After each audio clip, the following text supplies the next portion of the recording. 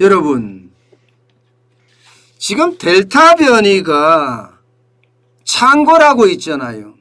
이게 여러분 적지가 않습니다. 대한민국의 델타 변이가 7월 25일부터 7월 31일까지 델타 변이 검출률을 보면요. 61.5%예요. 61.5%. 그러니까 신규 확진자 중에 61.5%는 델타 변이에 감염이 됐다. 이렇게 이야기할 수 있죠. 일주 전과 비교를 해보면요. 지금 굉장히 많이 늘었습니다. 일주 전에는 48%였거든요. 그러면 12.5% 거의 13포인트 이상 지금 늘었다는 거, 13포인트 가량 늘었다는 거죠. 그러면 여러분, 이제 대한민국의 지배종은요. 지배종은 이제 델타 변이라는 이야기예요. 여러분도 알다시피 델타 변이는 기존의 바이러스보다는 전파력이 2.4배 수준이죠. 게다가 백신 항체를 무력화시키는 정도는 비변이 바이러스에 비해서 2.7배에서 5.4배 높다. 이렇게 이야기하고 있을 정도거든요. 그런데 여러분, 문제는 이 델타 변이 바이러스가 문제가 아니라 델타 플러스 변이 바이러스 환자가 발생했다는 사실입니다. 여러분, 이거 한번 보세요. 델타 변이 바이러스가 아니라 델타 플러스 변이 바이러스 환자입니다. 2명이나 발생했습니다. 2명. 이게 일반적으로 인도발 변이 바이러스가 돌연변이를 일으켰다 이런 얘기예요. 인도발 변이 바이러스를 델타 변이 바이러스라고 하잖아요. 델타 변이 바이러스가 돌연변이를 일으키면 델타 플러스 변이 바이러스라고 이야기합니다. 그러면 이게 여러분 전파 속도가 어떻게 될까요? 전파력은 어떻게 될까요? 지금 이게 더 문제죠. 치명률은 또 어떻게 될까요? 이것은 어째 보면요. 분명히 델타 변이가 돌연변이를 일으켰으니까 델타 변이보다 더 독하다. 뭐 이런 얘기가 나오고 있습니다. 그렇지만 아직 델타 플러스 변이 바이러스에 대한 정보가 불명확해요. 그래서 이게 어떻게 치료해야 되는지, 지금 기존의 백신이 맞는지, 이것까지도 지금 알지 못하고 있을 정도입니다. 문제는 여러분, 문제는 이 2명 중에 1명이에요. 1명은 해외에 체류한 이력이 있습니다. 해외 체류한 이름이 미국을 여행한 후에 들어왔다. 이게 있는데 다른 1명은 해외에 체류한 이력이 없다는 사실입니다. 그렇다면 이미 지역사회에 노출이 됐다는 이야기가 되는 건가요? 그러면 지금 델타 플러스 변이 환자는 2명이 아니라 이미 많은 사람들이 델타 플러스 변이에 감염이 됐다 이렇게도 해석할 수가 있는 겁니다. 심지어 말입니다. 그 다른 1명이 일하는 직장 동료만 280명이래요. 물론 조사했지만 뭐 추가 확진자는 없는 것으로 판단을 하고 있지만요.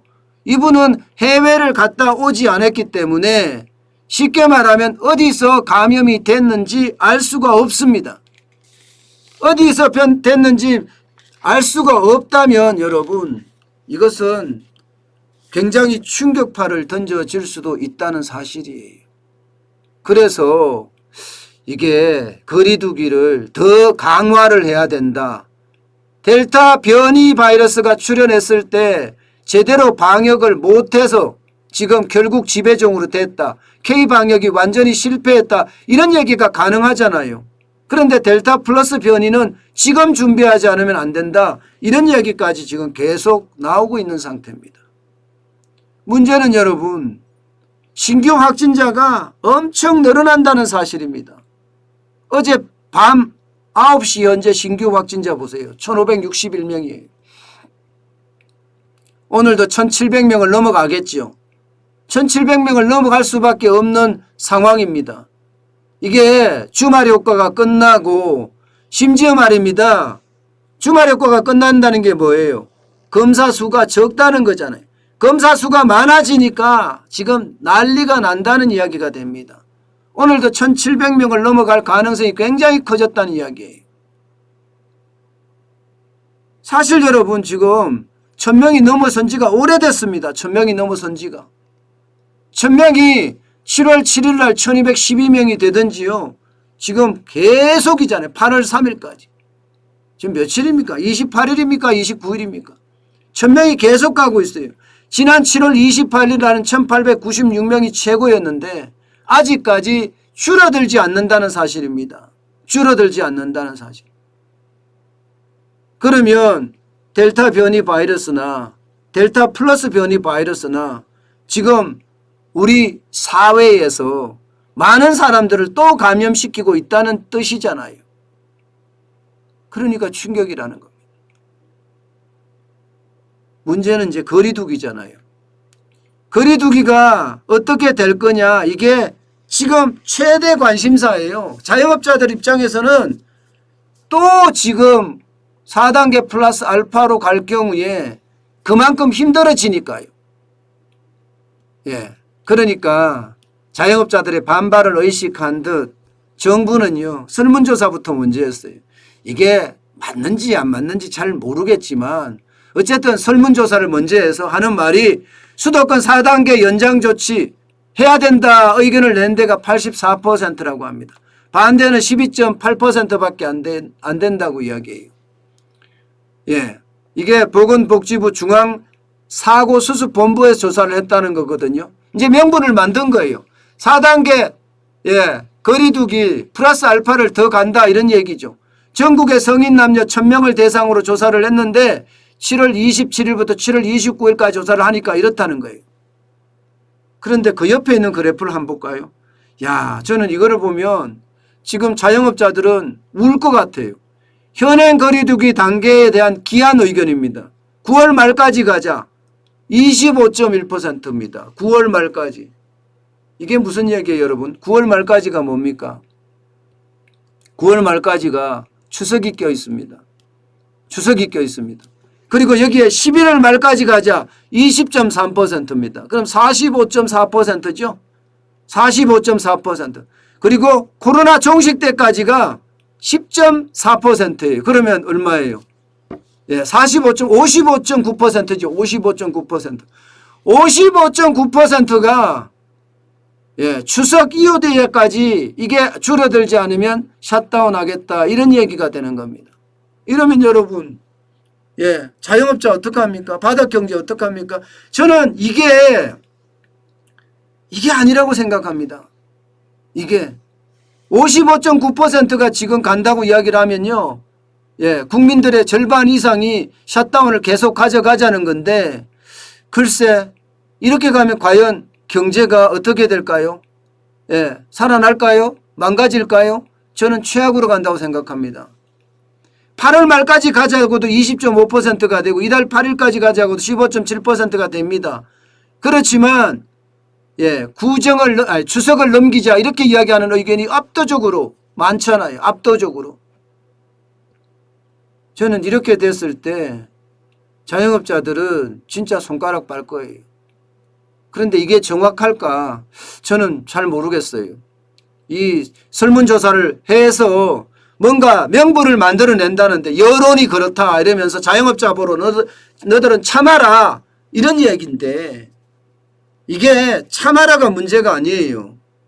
참아라가 문제가 아니라 우리 바닥 경제가 무너지고 소비가 무너지고 공급이 무너지고 여기에 우리 경제까지 악순환의 고리로 넘어갈 수 있다는 게 더 문제라는 거예요. 자영업자들이야 참으라면 참을 수 있죠. 지금까지 참았는데. 그런데 과연 경제가 버텨낼 것인가? 저는 그게 더 큰 문제라고 봅니다. 그래서 말입니다, 여러분. 예, 지금 코로나 방역 체계를 확 바꿔야 된다. 이런 의견이 점점 나오고 있어요, 이제. 이제는 치명률만 관리하자. 싱가포르처럼 영국처럼 다 풀자. 대신에 백신 빨리 갖고 와서 접종을 하고 예, 이렇게 방역 체계를 바꾸자는 이야기가 계속 나오고 있는 겁니다. 심지어 말입니다. 더불어민주당의 송영길 대표도 방역체계 바꾸자는데 의견을 같이 하고 있습니다. 일부 전문가들도 백신 확보에 우선하고 방역체계 바꿔야 된다. 이런 이야기가 나오는 겁니다. 그만큼 말입니다. 여러분, 지금 K방역은 이제 통제 중심의 방역은 저리 가라. 제일 중요한 것은 이제는요, 자율방역으로 가야 된다. 제가 계속 이야기를 드렸는데 그 정도로 경제가 지금 심각하기 때문이거든요. 자영업자 바닥이 무너지면 소비가 무너지고, 소비가 무너지면 공급이 무너집니다. 공급이라는 게 기업에서 하는데 기업이 무너진다는 이야기예요. 예.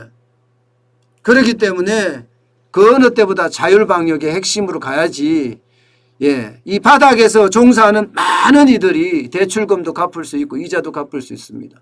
물론 몇몇은 이게 계속해서 확진자가 나와서 셧다운이 될 수도 있겠죠. 일부가. 그렇다고 하더라도 지금은요, 방역체계를 바꾸자. 저는 여기에 방점을 두고 계속 이야기하고 있습니다. 그 정도로 지금 우리나라 경제에는요, 통제방역이 심각한, 예, 폐해를 줄 수 있다는 이야기입니다.